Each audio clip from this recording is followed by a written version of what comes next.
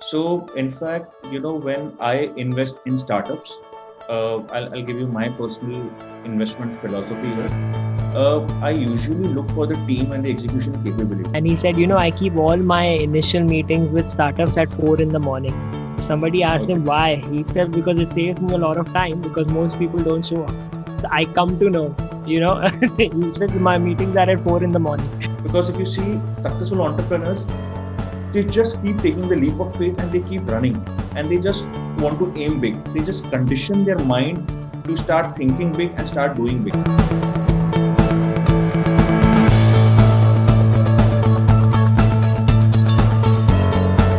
Hey guys, welcome to Ashish Janiani. It's my pleasure that you're here and you're going to love this if you're an entrepreneur. Why don't you think about this? You have a dream, you want to become a businessman, you want to become an entrepreneur, and you decide to give up on it because everybody around you gets negative about the idea that you have, and you give up on yourself because of that. You get a great comfortable life, you take up a job, right? You start making good money, you're young, you're more successful than your friends, till the time you see somebody your age become a multi-millionaire and you look at yourself as an employee and you're like, this is wrong, this is unfair, and then you go back to becoming an entrepreneur and create an international business.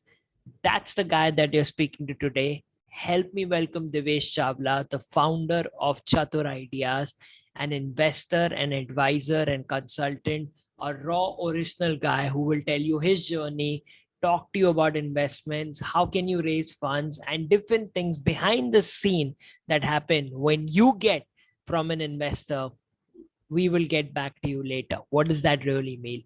Watch the show, enjoy it, share it with people that you care for, and I will see you on the other side. Hi, Ashish. Hi, Mr. Devesh. Good evening. How are you? I'm doing well. How are you? Good, good. So let's start with your journey. I'm sure there's a journey before Chatur Ideas. So Right. how did that, what was that journey about that made you Devesh Chawla? And then how did Chatur Ideas happen? Okay. So I did my engineering in computers, did my Hmm. MBA in finance, and then there was an idea that struck me, which was very similar to a famous taxi hailing app in the country. I wanted to start that off, and I made a business plan. I thought, it's as easy just getting a business plan and get going with the idea. What I did was I started approaching a few people, trying to understand how do I launch this. So I went and met a few people who are from the industry, who are in the tours and travel industry. So one of the guys, he had a fleet of 1,000+ cars, and I went to him. I showed my idea. I said, this is what I'm planning to do. Uh, how do I go about it? So he said, Devish, this business is not a simple business as it seems. There is a lot of mafia goons in this business. The moment you start, there are bigger players who are doing this, and they'll vandalize your cars, they'll break your hands, your legs. You don't seem to be that kind of a guy. So just stay out of it. So it scared me a bit. I'm like, okay, I didn't know it was so difficult. I said maybe he's just trying to scare me. Let me move to somebody else. I went to some another person. He had a fleet of 400 cars with him. I asked him, what do I do? And apparently that his office was broken. And what he told me was, Devesh, are you seeing my broken office today? I'm like, yes. He's like, yesterday, one of my drivers had a spat with one of the local political parties guy, and they got so angry they came and they broke my office. But he's like, I'm pretty chilled because it happens regularly in our business. Sometimes they break, sometimes we break. So this will get mended in the next 2 days. But I don't think you are up for something like this. So the first two people whom I met, both were so negative, and they said I shouldn't do this. Uh, I thought maybe it's not meant for me. Of course, I did meet another three, four people, but it wasn't as encouraging as I thought it to be. And I thought maybe it's not fit for me to, be into entrepreneurship and get into this business for sure. Because when I worked out the math in this business, when I was doing it, I was like, in the most conservative scenario, I get 100% IRR in 13 months, which is Hmm. very good. After taking the cost into consideration, expecting 30% capacity, everything. I'm like, it should be a good business, but still, if people are saying no, then maybe I'm not looking at this angle and it's not fit for me. So I picked up a nice cushy job in a private banking company. So I was a wealth manager managing ultra HNI's money, investing for them in India and abroad in equity, debt, real estate, structured products, private equity. So nice cushy job, drawing good salary, meeting with creme de la creme of the country, advising them on their money. So life couldn't get better than this. I was pretty happy, pretty content, and I was thinking my career is going the right way. 2013-14 came in, and I saw Bhavesh Agarwal, who is the founder of Ola Cabs, entering the 1,000 crore club. And I was like, this is not done. I'm like, he's similar age, similar background, similar concept. If he can do it, what was that didn't let me get into something like this? So at that point of time, I kept thinking and I didn't know what to do. Then I thought that let me figure out a solution to this problem. Maybe I didn't get the right kind of people guiding me at that point of time, not the right kind of mentors, or not the right kind of people in terms of investors backing me. So, do we think that we need to have an ecosystem where we can have entrepreneurs, investors, and mentors together? It was a thought. Then I reached out to my cousin, who was at that point of time heading uh, ISB's incubator in Hyderabad, and I asked him that, this is what I'm thinking. Do you think I should go for it? So he said, what you're doing, a lot of people are doing that in bits and pieces, but what your idea is, of course, I detailed my idea and shared with him. So he said it is quite holistic, and he said there is a way for it. So give it a shot. So for me, that was a kind of a moral support, and I said, let me get started. But it's like once bitten and twice shy. So I didn't jump into it directly. I said, let me continue my job and side by side try to create a pseudo platform where I can get all the three together and see if something really works out. So for 2.5 years, I continued doing this. I spent my evenings, my weekends in connecting entrepreneurs to mentors, connecting investors to entrepreneurs, trying to invest a bit of my money, trying to see if I could mentor someone, but it was too early for me. So I was more of learning from others than actually trying my hand in mentoring. Of course, I tried investing a bit to see how much can I burn my money, and eventually I thought that this is a real good ecosystem that I can build in. And I thought that it's good time to put down my papers and start something. So I went to my boss. I told him that this is what I'm thinking. I would want to leave the company. So of course, at point of time, there were two things. He showed me the carrot and the stick. The carrot was he gave me a 98% hike on my salary. It's like I can give you that to retain you, uh, Wow. which was very exciting. And I actually thought for a day. I said, okay, let me get back to it. I took 2 days, but then I calculated my risk to reward. I said I've got nothing much to lose. Even if I lose this opportunity of doubling my salary, but I would always repent of not starting something on my own. So I thought, let me get into my entrepreneurial Mm. journey. If I can't, maybe I can pick up a job. So that's the way I consoled myself.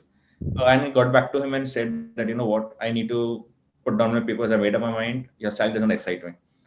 Then he showed me the stick. He's like, Devish, people who are in this business right now that you're getting into, all are gray haired people. And they are all above their 50, 55 years of age. You're pretty young. You wouldn't be able to stick there for a month. So he tried to scare me, which was pretty right. But it was like, I had failed once in my entrepreneurial journey before starting it. I want to this time start and fail. So I thought, no, I would take the leap. And I finally put down my papers and started Chatur Ideas. So that's how Chatur Ideas started. Uh, of course, it had lots of ups and downs. There were times when I thought I should quit it. But a lot of things came in, a lot of filters that I kept mentally before I decided I should quit. And after passing those filters, we could scale the company to work with over 1,050 startups till now and close to 1,500 investors from Wow. India and US. And currently, I myself have been investing into a lot of companies over the past so many years. So from an idea to creating a platform to becoming an investor myself, been a very exciting and a roller coaster ride. Yeah. Wow. Wow. But Hmm. people who are listening to this, who will listen to this and me, Hmm. first was when you had a fleet idea and you went to these guys, a Right. lot of entrepreneurs are not even able to do that. So Right.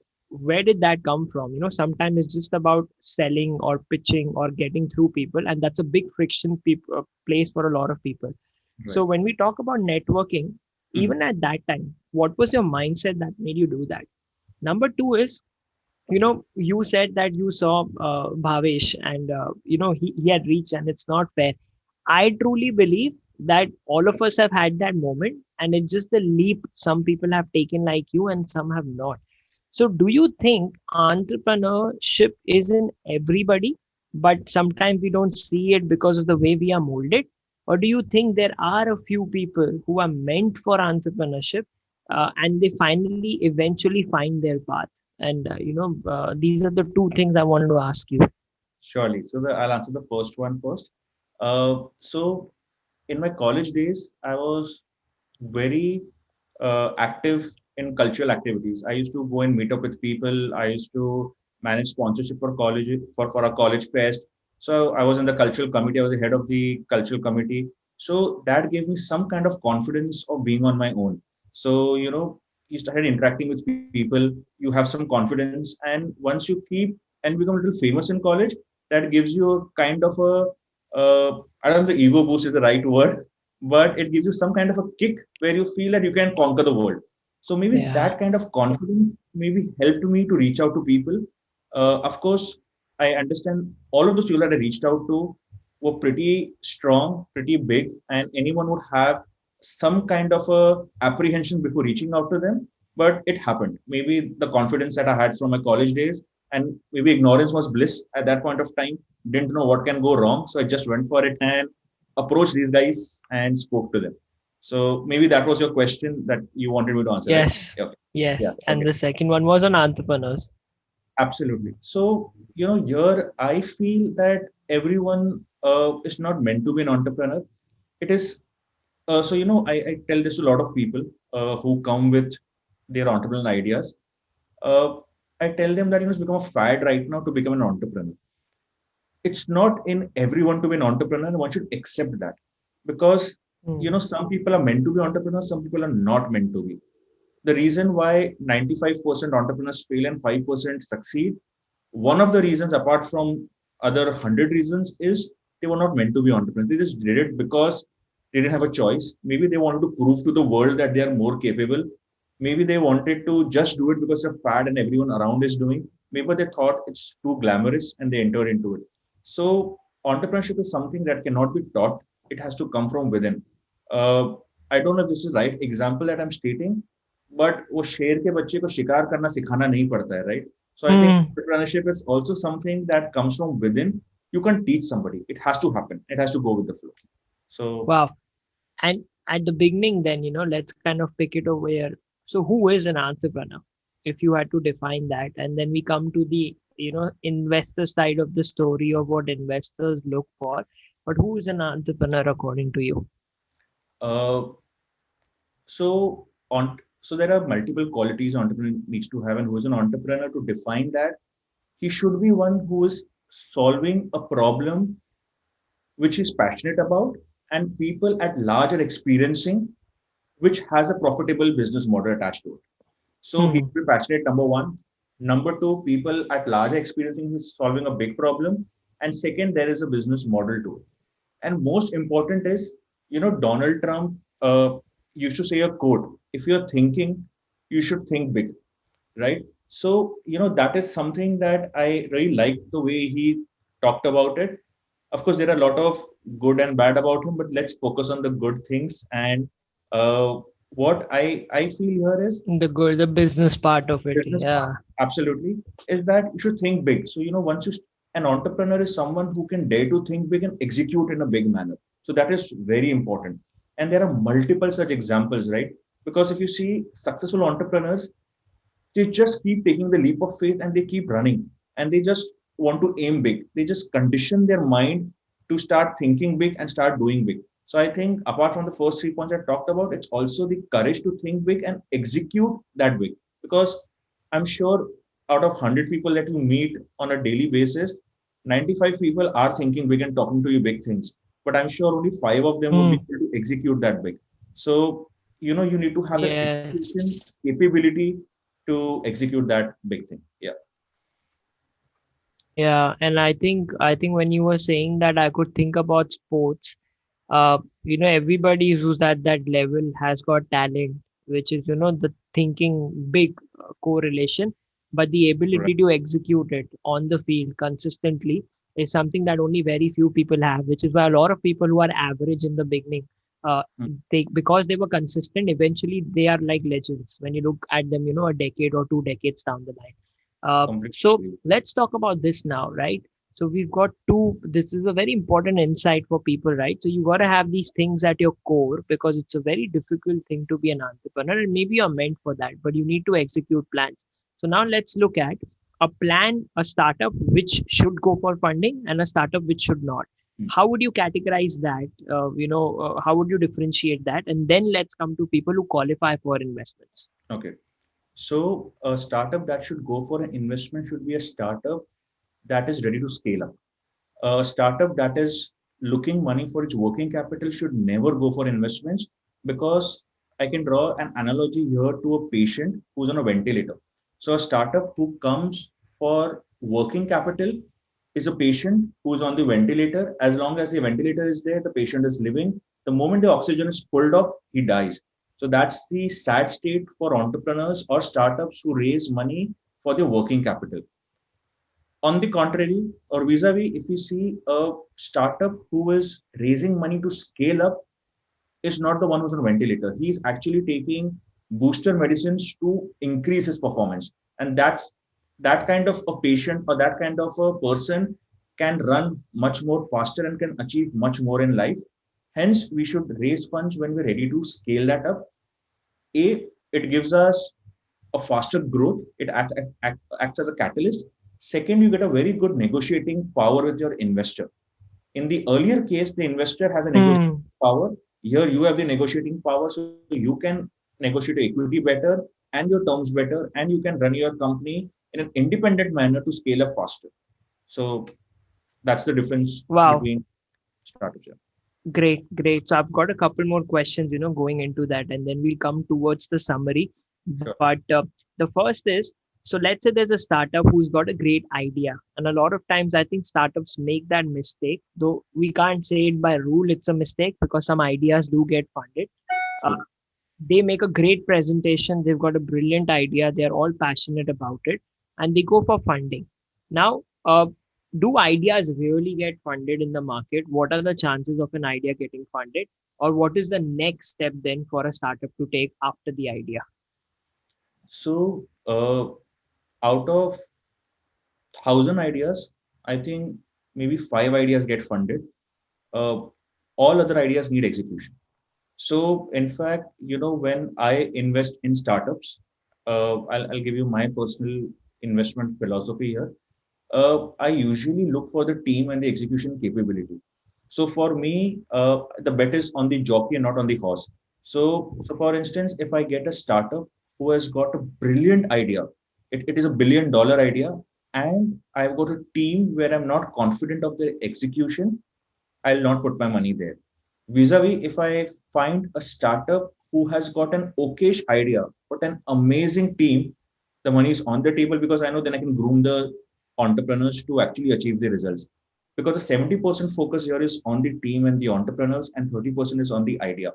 So, usually I uh, jokingly sometimes tell my startups, when you come to meet me, come with a business plan and a PDF. They don't understand what I'm trying to say here is, but I'm very serious when I'm saying this, but I take in a joking manner, I tell them. So when I'm saying PDF, I'm not talking about the Adobe PDF, but I talk about perseverance, discipline, and focus. And I'll just spend a minute on saying what I exactly mean. And Yes. I have my ways of figuring that out with the entrepreneur. I usually spend a month before I put my money in their bank account, where I try to measure them on these 3 parameters. To give you an example, why I say perseverance is, we have seen Colonel Sanders, who at the age of 63, 65 knocked 1,009 doors before he could get his first order and KFC could come into being. We saw Thomas Edison, 10,000 failed experiments before getting what it is. What happens with most entrepreneurs is They fail 5 times, 7 times, they shut the shop. So, the perseverance is not there. So, that plays a very major role, how perseverant is the entrepreneur to achieve the dream. So that is something I measure on different parameters before I'm sure about the team has that capability. And that is very important to put money and just not the idea. The second is discipline. So when I'm saying discipline, this happens in a lot of cases, and I'm sure you'll be aware as well. The moment a startup gets funding, he behaves like a college student who got his first salary. He wants to just blow the entire money. And and when an investor puts in the money, he loves the startup for his disciplined nature, for his frugality, for his way he's managing his expenses and scaling up the business. But all that goes for a toss when he sees this kind of money. So once my wife was telling this to me, she's like, I'm seeing most startups behaving like a wife who's got her husband's credit card and he has told her go and spend the entire card. So was she telling you to give her the card? I didn't know if that was subtle hint. Indirectly. I didn't know the subtle hint. I just laughed it off before it gets into actually asking for my card. So yeah. So So discipline, that's good. so Hmm. discipline plays an important role, and the third is focus. In fact, we all watched Mahabharata during the lockdown, and there was one scene where Dronacharya was teaching the Pandavas and Kauravas archery. And in fact, he calls in Duryodhana and asks him to shoot the bird, and he asks him, "What all can you see?" He says, "I can see the bird's eye. I can see some clouds in the background, see some leaves in the background." He's like, "Okay, you move aside."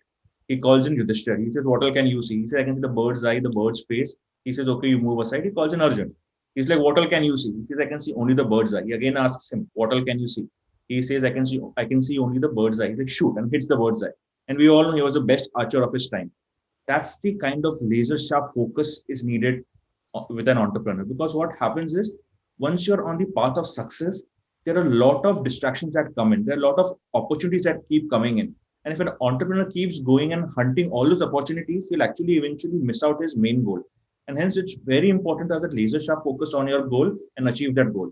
So, these things play a very important role just than the idea when an investment. Wow. So you said perseverance, discipline, and focus. That's PDF. Yeah, Yes. that's a good acronym. I'm going to use that. I was reading about one investor in a book, and he said, Mhm. I keep all my initial meetings with startups at 4 in the morning. Somebody asked Okay. him why. He said because it saves me a lot of time because most people don't show up. So I come to know, he said my meetings are at 4 in the morning. So it just gets the filtered out, the crowd that is not going to qualify. Great. Okay, so let's now come towards, the summary. But So, here's this one important question. What are investors looking at these days? Let's say that technology is at the base of most products, or it's going to be in some way or the other.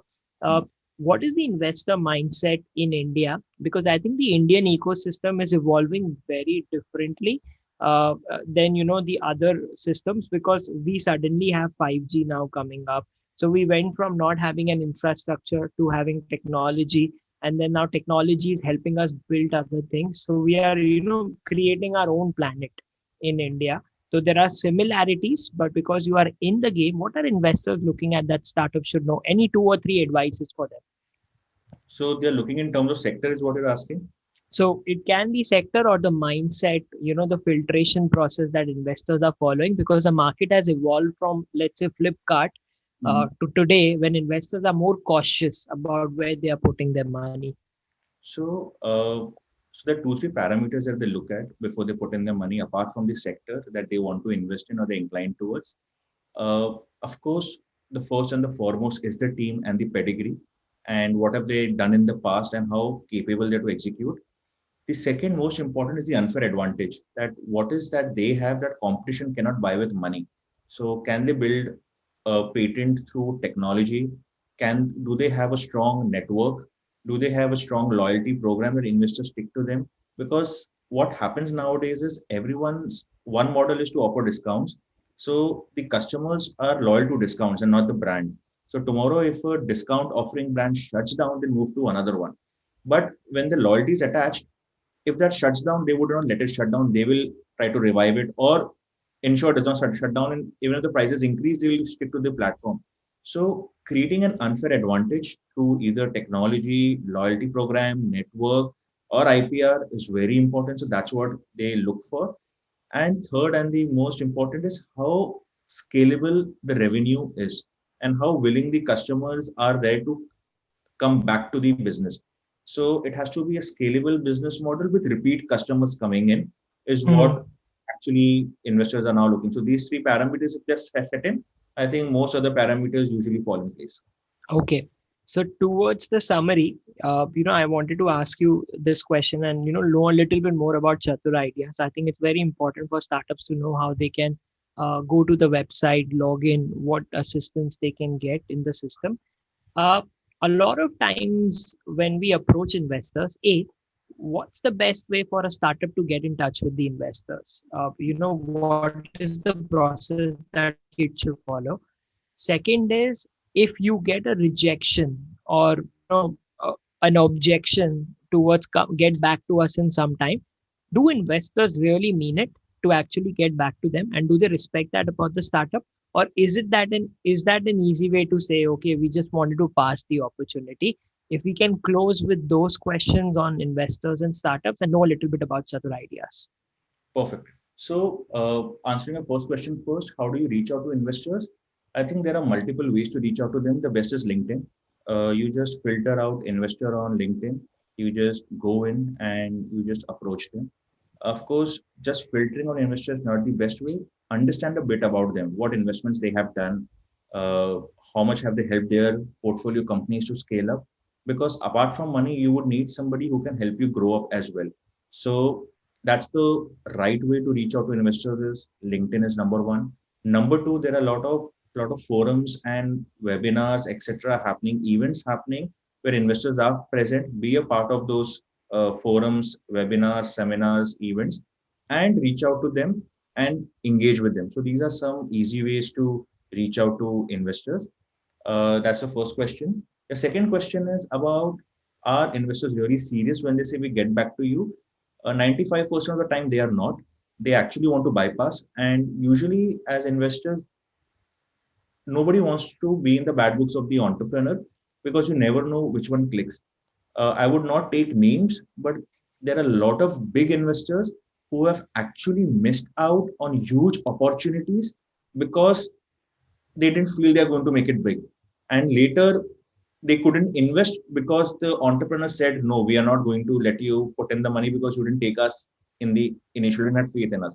So, hence, investors want to be in the good books of entrepreneurs and they don't want to be rude. Hence, they say we get back to you, but 95% cases they don't mean it. Only 5% they mean that we get back to you. So if an entrepreneur gets a rejection or gets an objection, he should mentally prepare that it will not come back to him. A gentle follow-up can always happen.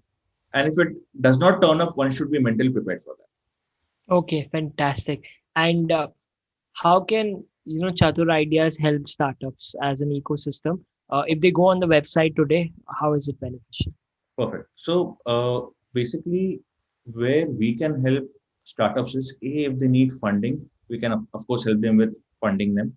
If they help in scaling up their businesses, we have a lot of mentors, right from Google to Relegate to venture funds to Silicon Valley accelerators, etc., where these guys not only provide their domain expertise but also leverage the network because that is very important for entrepreneur to grow to help them scale up their business. So basically, anything they need to help them grow or scale up is what they can reach out to us in terms of funding or guidance. We are happy to help them wherever we can. Wow. So I would go on the website, I would register, put up my details, and then somebody from the team gets in touch, or the whole Absolutely. process is online. Absolutely. Somebody from team gets in touch. So you go on the website, you put in the details, or there is an email address. You just write onto that email address, which is info@chaturideas.com. Somebody from a team would get back in 24 hours, understand what the entrepreneur needs, and would customize a solution and give it to the entrepreneur. Fantastic. Great, great. Well, I want to say a big thanks to you.